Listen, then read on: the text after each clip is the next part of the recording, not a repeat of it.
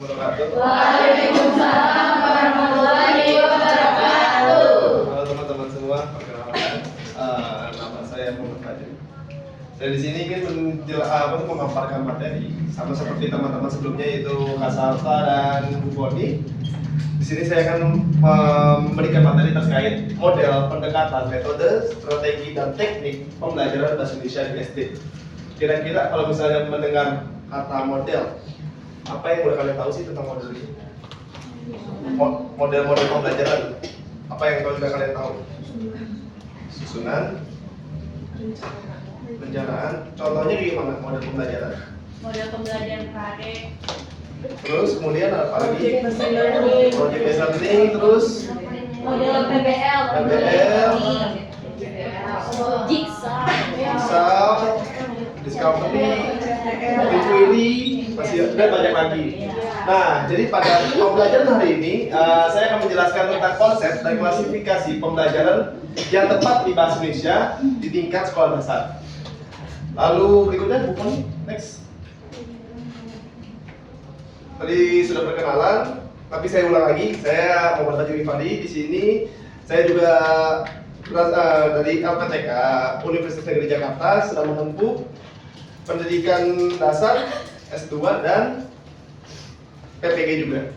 Lanjut. Siap semuanya? Tapi sebelum ini, sebelum ini kita akan ice breaking dulu. Ice breaking-nya itu kayak bos berkata. Bos berkata, misalnya bos berkata pegang rambut. Kalian pegang rambut. kuncinya ini. Ya. Kalau bos berkata ya. Ya. Bos berkata pegang kuping. Bos berkata pegang siku. Bos berkata pegang jari. Pegang mata. Ayo.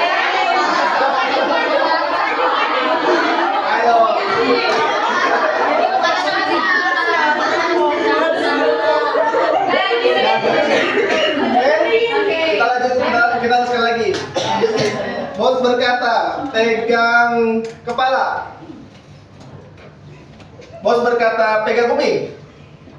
Pegang hidung.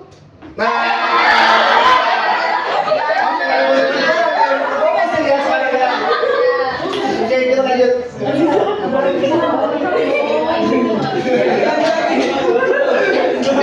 Sebentar ya, lagi Oke, di sini ada contoh definisi model pendekatan, metode, strategi, dan teknik. Apa itu model? Tadi teman-teman udah pada bilang sistematis, strategi untuk mencapai tujuan pembelajarannya. Nah, lalu setelah menentukan model, kita ngapain untuk mencapai tujuan pembelajaran? Kita melakukan menentukan pendekatannya. Mau pakai pendekatan yang seperti apa ke peserta didik supaya peserta didik juga mau kerangkul sama kita. Nah, lalu ada metode. Metodenya seperti apa? Nah, metodenya ini adalah cara praktis saat kita mengajar di kelas. Dan yang terakhir yaitu strategi, langkah-langkahnya atau sintaks. Dan yang terakhir ialah teknik. Lanjut ke Foni. Nah, ada kita peran guru. Peran kita sebagai calon guru untuk Masya Allah.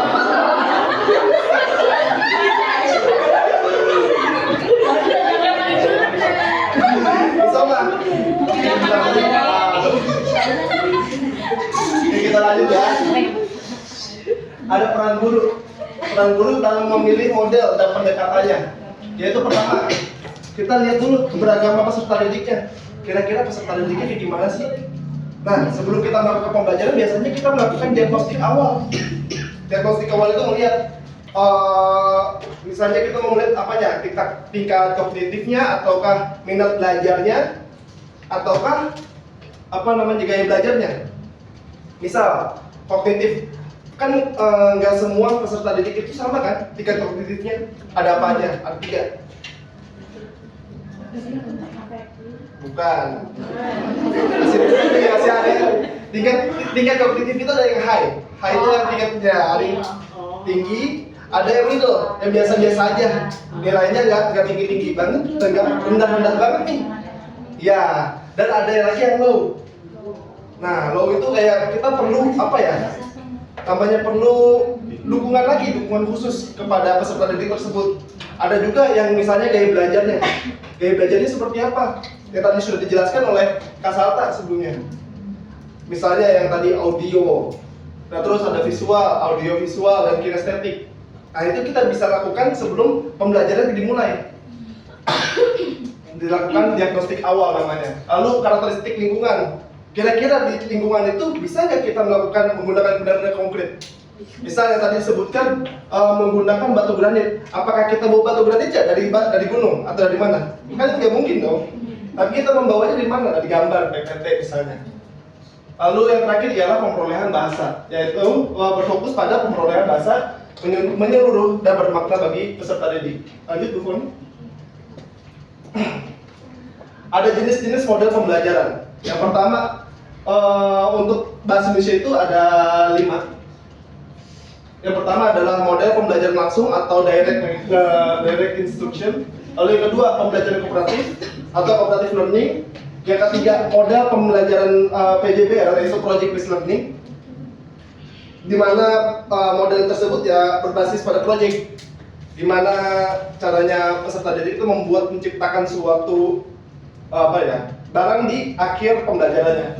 Lalu pembelajaran berbasis masalah yaitu PBL, itu udah biasa banget dipakai di saat ini karena untuk memancing apa PBL itu?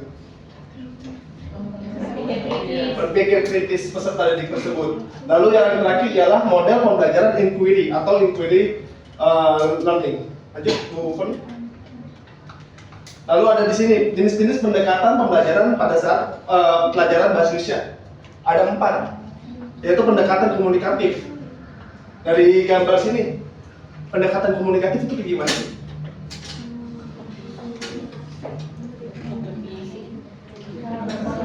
Cara berkomunikasi.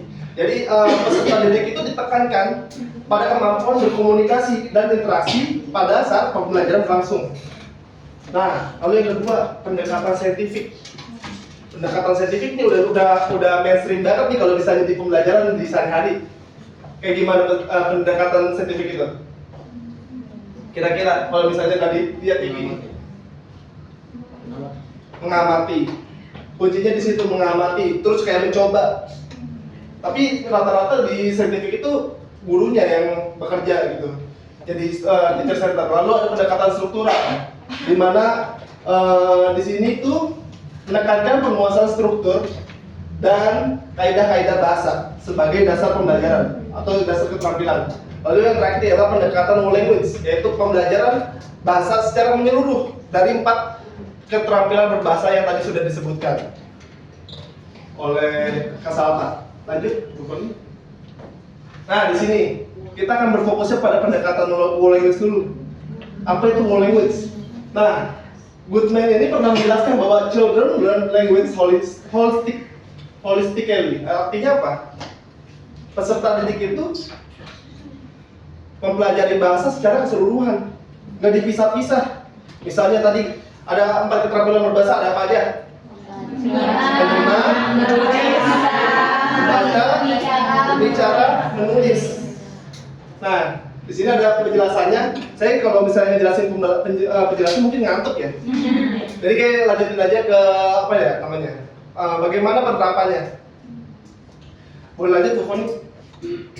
Nah, prinsip pertama-tama sebelum kita penerapan, kita ke prinsipnya dulu. Prinsipnya gimana? Ada 4 prinsipnya, yaitu konteks nyata. Pembelajaran ini dilakukan dalam konteks pengalaman otentik yang bermakna bagi siswa. Nah, gimana contohnya? Ada yang tahu?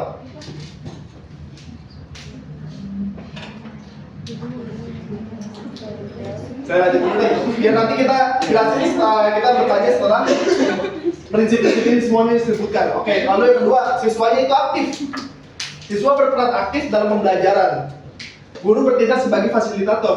Jadi kita nggak boleh banyak ceramah.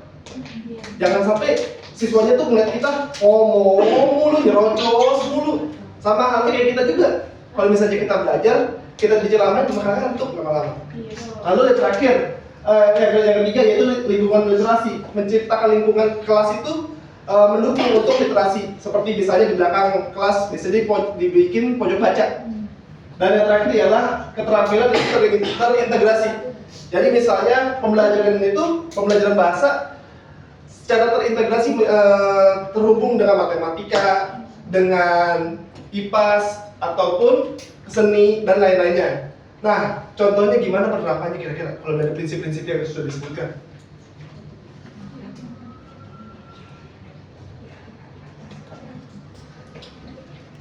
Ada yang tahu? Oke, contohnya biar mohon sebut. Boleh nyoba nggak Kak? Boleh banget kan? Masa takut Jadi sih? menurut saya kita bisa menggunakan dari model pembelajaran pendekatan dengan proyek. Di mana pendekatan proyek itu kan kita bisa dari keterampilan berperan aktif nih, siswanya bisa nih mencoba secara langsung bagaimana sih pembelajaran IPA itu misalkan wujud zat nih. Jadi kan siswa bisa nih mengetahui bahwa wujud zat itu ada 3, cair, sebenarnya masih banyak lagi, ada padat, ada menyublim dan lain-lain. Nah kita bisa praktekin bagaimana sih cara mereka mencari itu seperti apa. Itu kan udah termasuk ke konsep nyata juga kan di kehidupan sehari-hari. Kemudian juga siswanya juga berperan aktif, kemudian ada lingkungannya. Literasi di mana di situ juga kita kan bisa menambahi kisah-kisah atau cerita yang dalam kehidupan nyata kita dikemas ke dalam materi tersebut juga gitu. Terus ada juga keterampilan yang terintegrasi kan bisa kita hubungkan dengan matematika. Kenapa? Karena ada suhu kan kita juga bisa pelajari seperti itu. Nah, tepuk tangan. Kalau kita penjelasannya itu udah sangat tinggi. Padahal Bapak kalau saya nih mikirnya cuma ini doang. Berbincang bincang numerasi. Pernah dengar bincang numerasi? Contohnya kayak misalnya kita saat awal kegiatan pembelajaran itu kan peserta didik ada yang bawa bekal biasanya, bekal minuman. Nah kita bisa nanya berapa kali kamu minum setiap hari. Nah itu kan nanti nyambungin ke matematika juga. Nah itu jadi terintegrasi. Tapi teman kita udah menjelaskan sangat lengkap.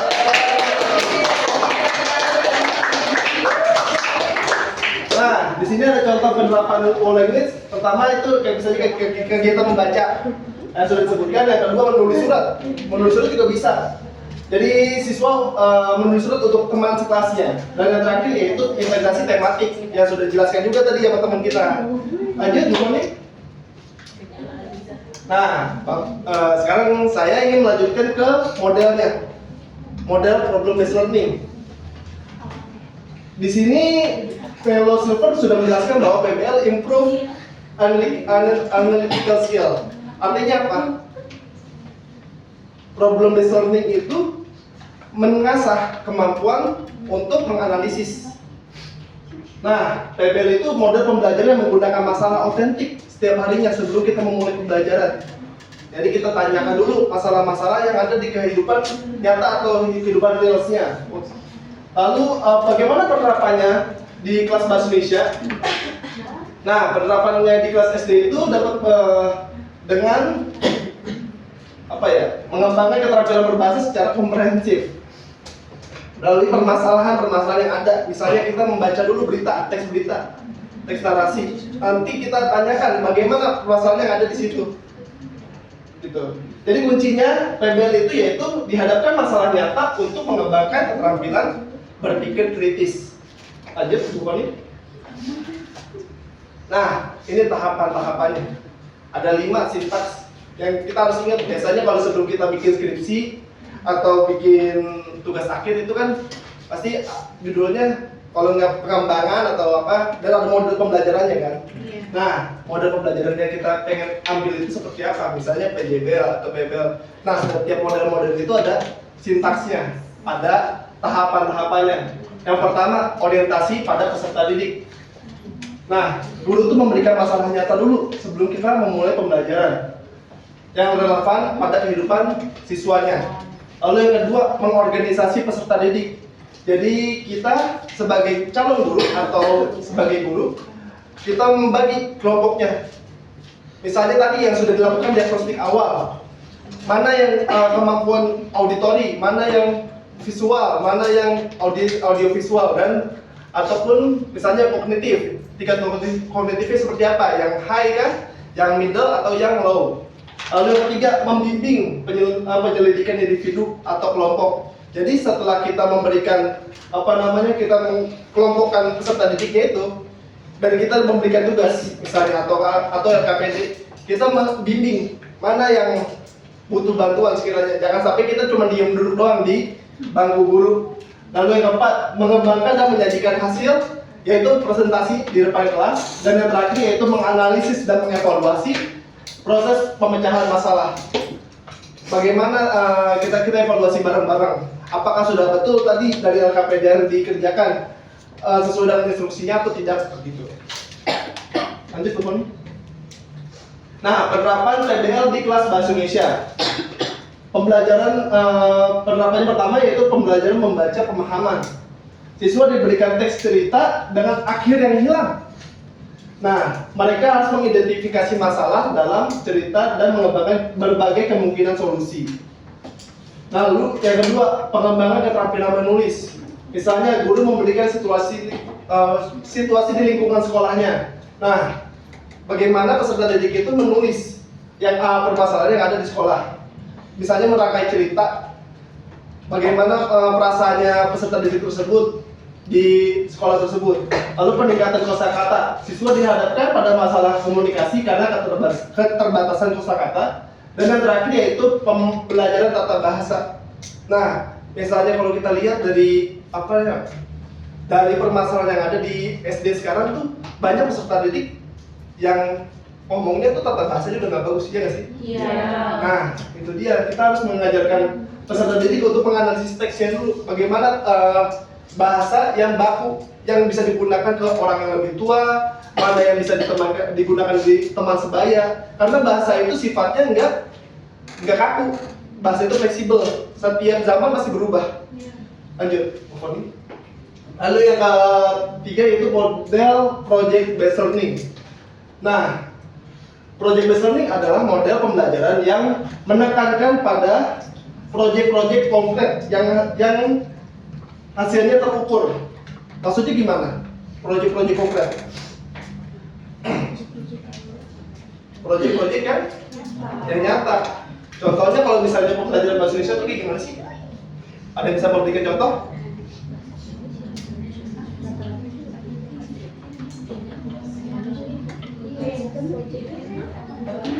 Seperti drama, Pak. Drama?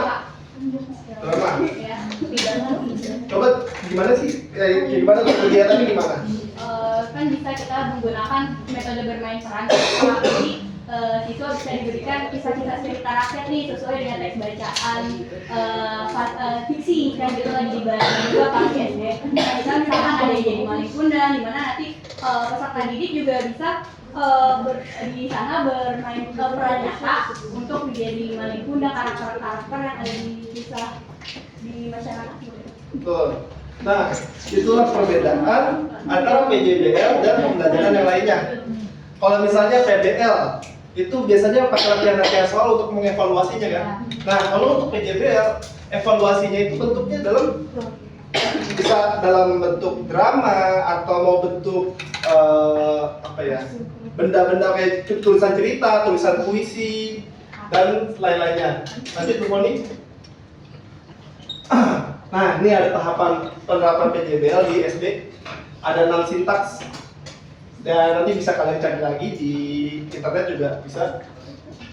Lanjut, Bu Foni.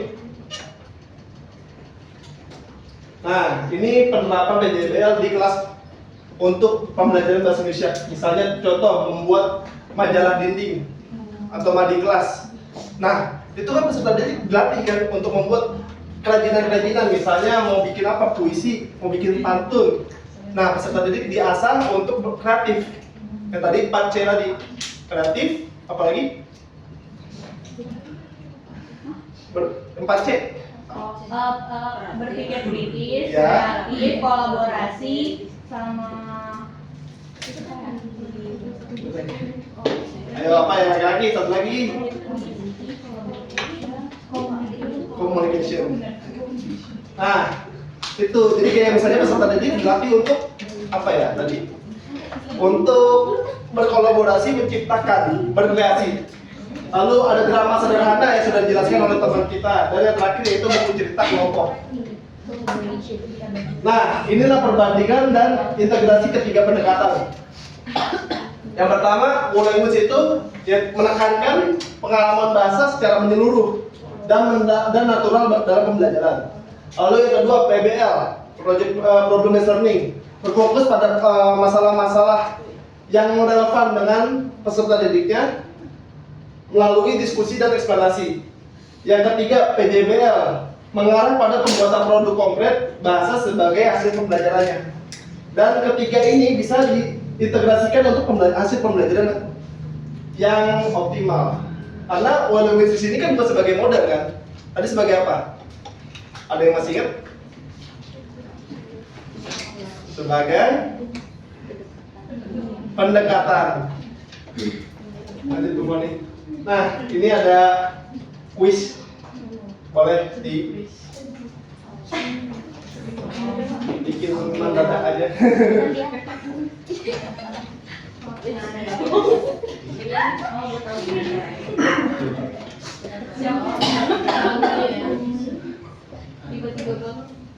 Bisa di scan, bisa dimasukin. Ini cuma untuk apa ya, formatifnya kalian aja, ngeliat udah seberapa paham sih penjelasan dengan penjelasan hari ini. Bisa nggak?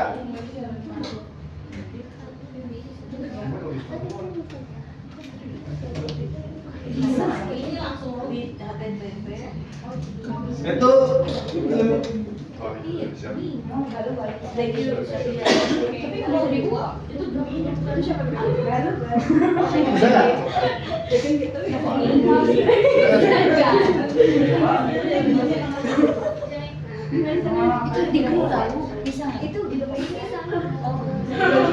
Ini pakai Google Game ini dia. Saya tadi bikinnya menggunakan Google Game ini, lalu dibikin quiz interaktif itu.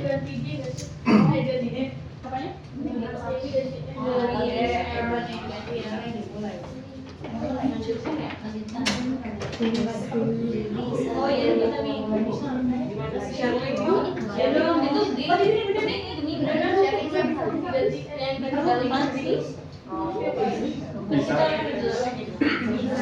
Tadi udah ini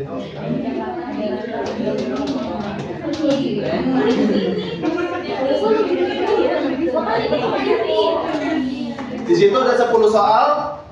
Udah kelihatan kan? Masih belum, masih satu persatu sih. Sebenarnya kan masih nomor 1 ya pada pas berbuka. Di situ ada 10 soal, nanti kalian kerjakan dan ada pembahasannya di akhir. Sampai 15.45 ya. Kita kerjakan.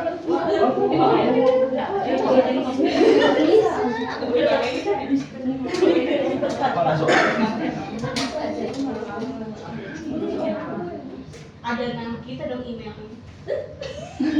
Enggak, kalian nggak bakal masuk itu. Kalian karena bikinnya pakai AI ya. Oh, iya. Aman. Jadi Tenang aja, aman.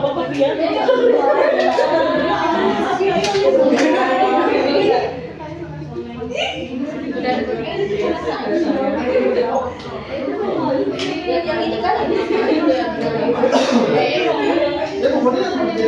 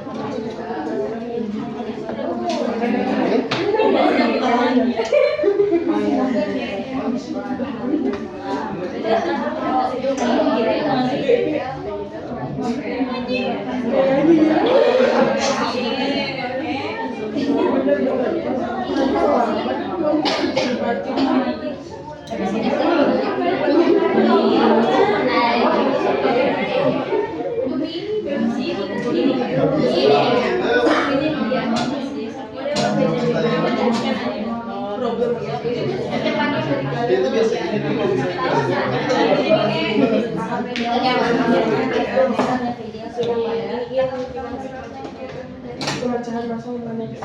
kalau Kayaknya emang harus pausa.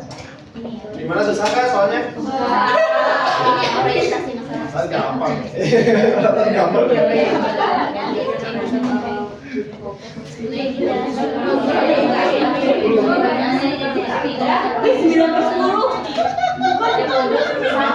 Yang berarti dia tidak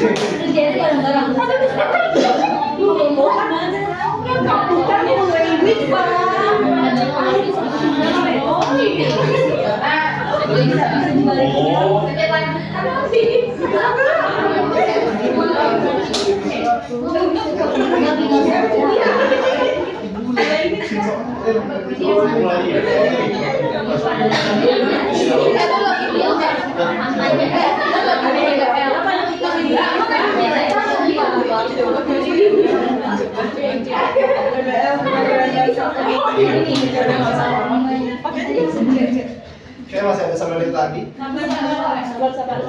Bahas sampai aja kan.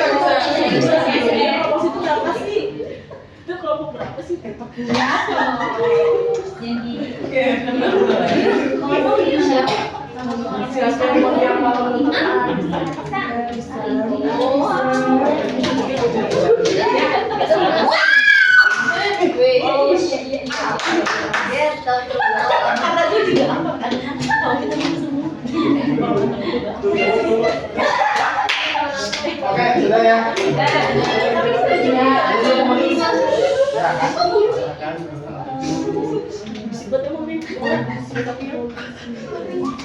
Oke, yang terakhir di sini ada kesimpulannya. Jadi sebagai guru SD kita harus adaptif, memilih model dan pendekatan dalam pembelajaran bahasa Indonesia.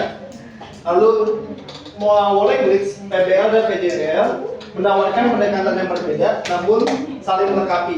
Dan yang terakhir yaitu kolaborasi kontekstual dan kreativitas menjadi kunci sukses dalam pembelajaran bahasa. Baik, sekian dari kakak dalam penjelasannya hari ini. Bagaimana? Enakan nggak? Bisa seru ya? Oke. Wabillahi taufiq wal hidayah. Wassalamualaikum warahmatullahi wabarakatuh.